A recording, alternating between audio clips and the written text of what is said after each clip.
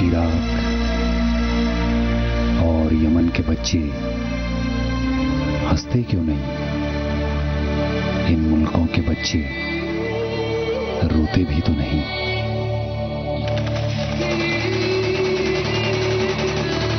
गिद्ध के पंजों में फंसे हैं, दुनिया देख रही है। गिरते बमों के बीच तमाशा बन गए हैं ये बच्चे।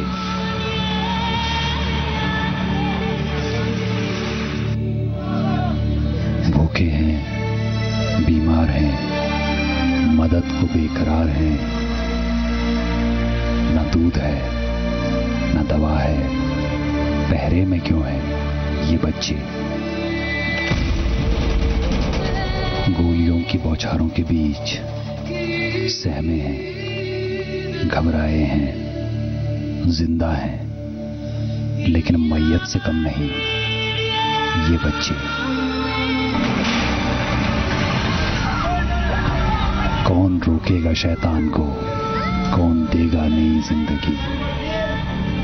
ये लिखवा के लाए हैं, पैदा होते ही मर जाएंगे ये बच्चे।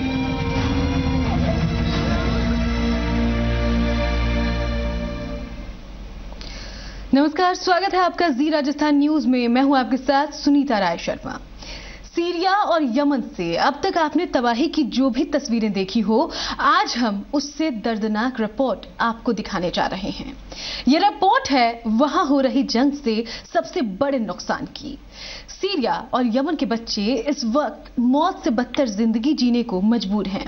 हालात इतने खराब हैं कि अब बच्चे मरने से नहीं बल्कि भूखे रहने से डरने लगे हैं।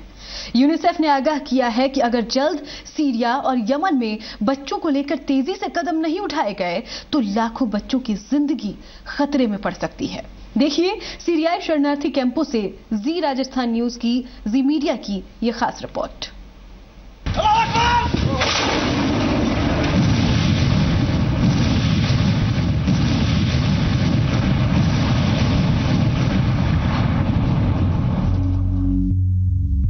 जब बम गिरता है तो तबाही का दायरा उम्र नहीं देखता, वो सिर्फ जान लेता है।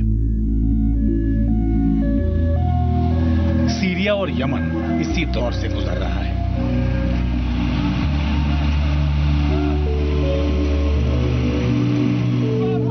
यहां बच्चे मर रहे हैं, सिर्फ मर रहे हैं। मौत हो रही है उनके बचपन की, उनके भविष्य की।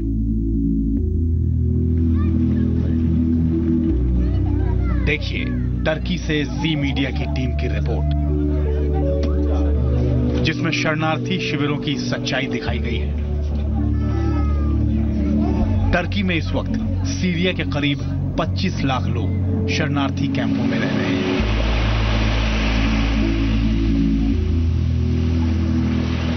मौजूदा समय की सबसे बड़ी मानव त्रासदी, शरणार्थियों का पलायन, जिस समंदर की गोद में हिलोरे ले रही है, उसी समंदर की गवाही आप तक पहुंचाऊंगा मैं, अमित प्रकाश, तुर्की के उस समुद्र तट से, जहां की एक भयानक और दर्दनाक तस्वीर ने पूरी दुनिया को हिलाकर रख दिया। यूनिसेफ के मुताबिक सीरिया में जारी हिंसा की वजह से करीब 25 लाख बच्चे बेघर हो चुके हैं।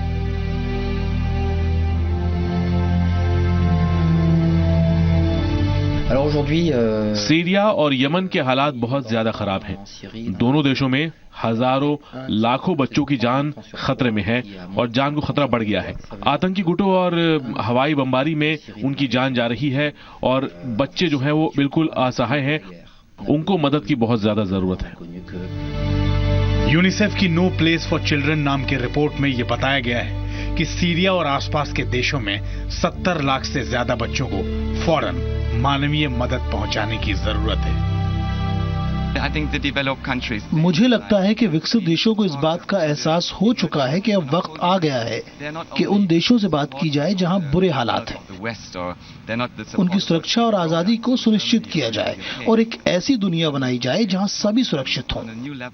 कोई फर्क नहीं पड़ता कि वो पलायन कर रहे हैं या नहीं। and to ensure a safe world for everybody, no matter if they are migrating or not. इनमें से करीब 2 लाख बच्चे सीरिया के ऐसे इलाकों में रहते हैं जहां पहुंच पाना मुमकिन नहीं, या तो वहां जंग चल रही है या फिर वहां ISIS का कब्जा है। शरणार्थियों को लेकर सबसे ज्यादा दबाव पश्चिम एशिया और उत्तर अफ्रीका में है और पिछले 5 सालों में तादाद बढ़ती जा रही है। सीरिया में शरणार्थियों की तादाद 70 लाख पार करने की कगार पर है। आसपास देशों में करीब 50 लाख लोग शरणार्थी के तौर पर रह रहे हैं। संयुक्त राष्ट्र के मुताबिक सीरिया में 70 लाख से ज्यादा लोग बेघर हो चुके हैं। ज्यादातर लोगों ने टर्की, इराक, लेबनान, जॉर्डन और मिस्र में पनाह ली है। इनमें बच्चों की तादाद बहुत ज्यादा है।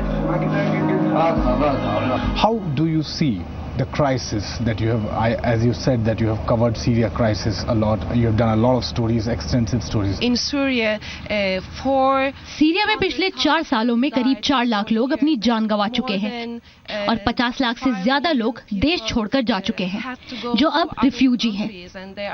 टर्की के प्रधानमंत्री हमेशा अपनी सरकार के मौजूदा मंत्रियों से कहते हैं कि वक्त आ गया है जब दुनिया को सीरिया की फिक्र करनी चाहिए, रिफ्यूजियों की फिक्र करनी चाहिए। लेकिन यूरोप कहता है कि ये उनकी परेशानी नहीं है। Take care of Syria, take care of refugees, but Europe thought that it's not their problem. ले चलते हैं आपको जॉर्डन में, जहां मफराक में सीरिया के शरणार्थियों के कैंप लगे हुए हैं। जब सीरिया तबाह हो रहा था, तब यहां सीरिया की उम्मीद जन्म ले रही थी।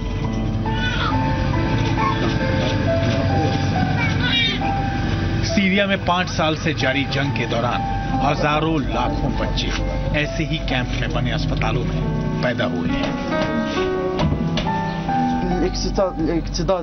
इमरजेंसी के दौरान यहाँ काफी मुश्किल हो जाती है। हमारे सामने जान बचाने की चुनौती रहती है, इसलिए मौजूदा हालात में काम करना हमारे लिए सबसे बड़ा चैलेंज है। ये सीरिया का भविष्य है, कैंप में पैदा हुआ है। मुमकिन है अपना पूरा बचपन यहीं गुजारे, या फिर सीरिया की किसी गली में गोलियों का निशाना बने और खत्म हो जाए। बहुत मुश्किल के हालात हैं। यहाँ मेरा कोई नहीं है। कैंप में साथ रहने वाले परिवार ने मुझे किसी तरह डॉक्टरों तक पहुँचाया। दुनिया चलती रहती है, जिंदगी आगे बढ़ती रहती है। इस वक्त सीरिया की जंग ने जो हालात पैदा किए हैं, वो पूरी दुनिया के लिए एक ऐसा आईना है जिसमें वो अपना अक्स देखेगी। तो बार बार ये सवाल उठेगा, हमेशा मजलूम अपनी जान क्यों गंवाता है? जिनका जंग से लेना देना नहीं, जान उनकी ही क्यों जाती है? Crisis like the Syrian refugee crisis. Syria के शरणार्थी खासकर महिलाओं और बच्चों के लिए बड़ी दिक्कत है। ऐसे हालात में गर्भवती महिलाओं के सामने 9 महीने गुजारना आसान नहीं। बच्चे और उनकी जान को यहाँ पर हमेशा खतरा बना रहता है। हम चाहते हैं कि 9 महीने बाद माँ और बच्चा जब यहाँ जाएं तो खैरियत से रहे। There's a healthy baby at the end of that 9 months. आज सीरिया में हर 5वां शख्स शरणार्थी बन चुका है। मेरे बच्चे सीरिया को भूल चुके हैं। जब हम यहाँ आए थे, वो मुझसे पूछते थे कि हम वापस घर कब जाएंगे, लेकिन अब नहीं पूछते। अगर हम यहाँ कैंप में 2 साल और गुजारते हैं, तो हम भी अपने वतन सीरिया को भूल जाएंगे।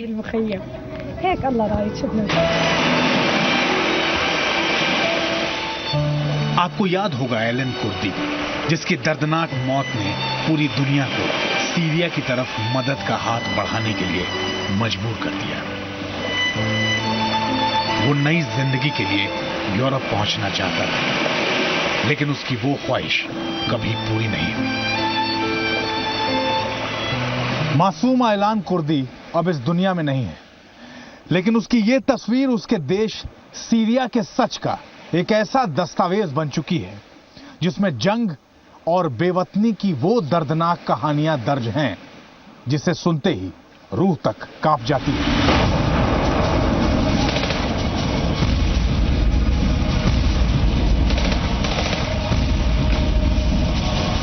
यमन में पिछले 1 साल से सऊदी अरब की हवाई बमबारी जारी है। आए दिन यमन में हो रहे हमलों में बच्चों की जान जा रही है।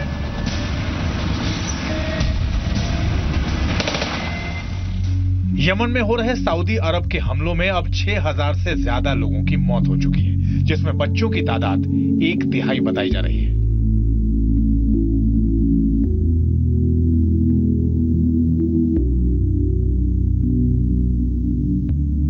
जितनी संस्थाएं हैं अभी वो एक्टिव हो जाएंगी और एक्टिव होंगी, वहां पर इनकी जो रिहैबिलिटेशन प्रोसेस है वो उसके ऊपर काफी काम होगा।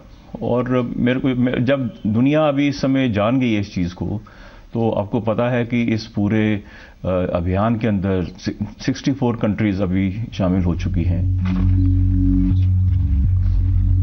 सीरिया और यमन के हालात ऐसे ही बने हुए हैं, जहां बड़ी बड़ी ताकतों की महत्वाकांक्षाओं के बीच बच्चे कुर्बान हो रहे हैं।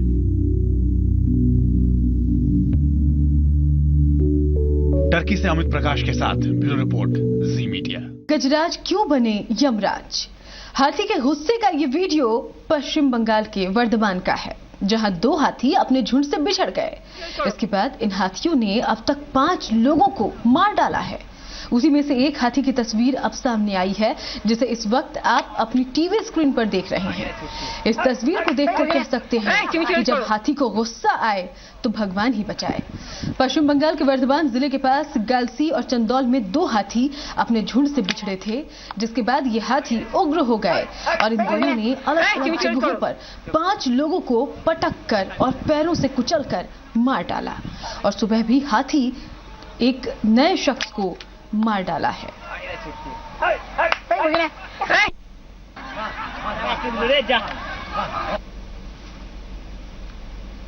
पश्चिम बंगाल के वर्धमान की ये तस्वीरें आप देख रहे हैं। दरअसल गजराज के गुस्से की ये तस्वीरें आपको विचलित भी कर सकती है। वर्धमान जिले का ये पूरा वाकया जहां 2 हाथी अपने झुंड से बिछड़ गए थे, इसके बाद ये दोनों हाथी उग्र हो गए। एक एक कर इन्होंने 5 लोगों को मार डाला, कभी पटक पटक कर तो कभी पैरों से कुचल कर। इलाके के लोग बेहद डरे हुए। ये तस्वीरें आप देख सकते हैं पश्चिम बंगाल के वर्धमान जिले की।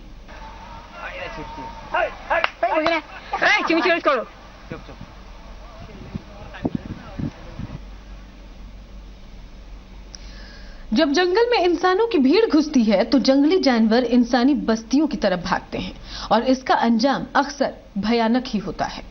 आप जो तस्वीरें देख रहे हैं वो है पश्चिम बंगाल के वर्धमान की।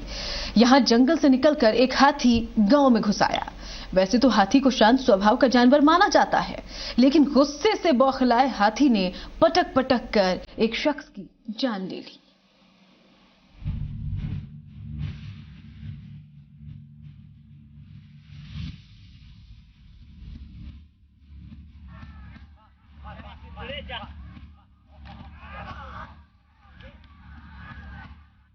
जंगल के सबसे ताकतवर योद्धा का गांव पर अटैक।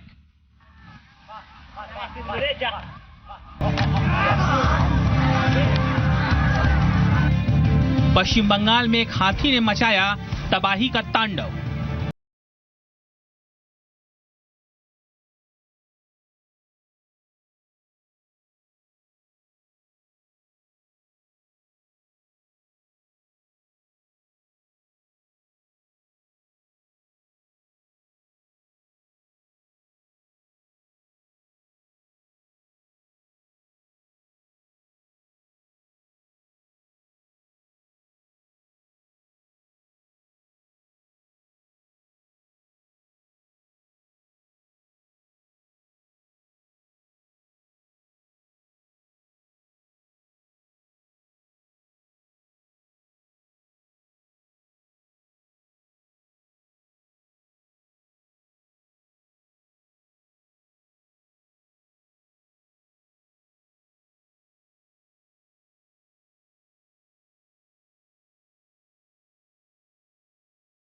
हाथी के आतंक को देखने के लिए चारों तरफ लोगों की भीड़ लगी हुई है, लेकिन किसी में इतनी हिम्मत नहीं हुई कि हाथी के चंगुल से पीड़ित को बचाने की कोशिश कर पाए। तस्वीरों में जिस शख्स को हाथी ने सूंड में लटकाया है उसका नाम प्रकाश बोयरा बताया जा रहा है। जंगली हाथी ने प्रकाश को कई बार जमीन पर पटका और फिर कुचलकर उसकी हत्या कर दी। ये दर्दनाक हादसा वर्धमान जिले के मोंटेश्वर गांव का है। वन विभाग के अधिकारियों ने स्थानीय लोगों के साथ मिलकर हाथी को काबू में करने की कोशिश की। प्रकाश अपने खेत को देखने आए हुए थे, लेकिन इसी वक्त हाथियों का एक झुंड गांव में घुस गया। वन विभाग के मुताबिक हाथियों के हमले में प्रकाश सहित 4 लोगों की मौत हो गई है, जिसमें एक महिला भी शामिल है। सवाल है कि ऐसा क्यों हो रहा है? क्या लगातार कम हो रहे जंगल की वजह से जानवर गांव और शहरों में घुस रहे हैं? क्या इंसानों की जिद पर जानवरों का जुनून भारी पड़ रहा है? सवाल यह भी सामने आ रहा है कि क्या जंगलों पर शहरों का कब्जा हो रहा है, तो बदले में जानवर भी शहरों में जंग छेड़ने के लिए आ गए हैं।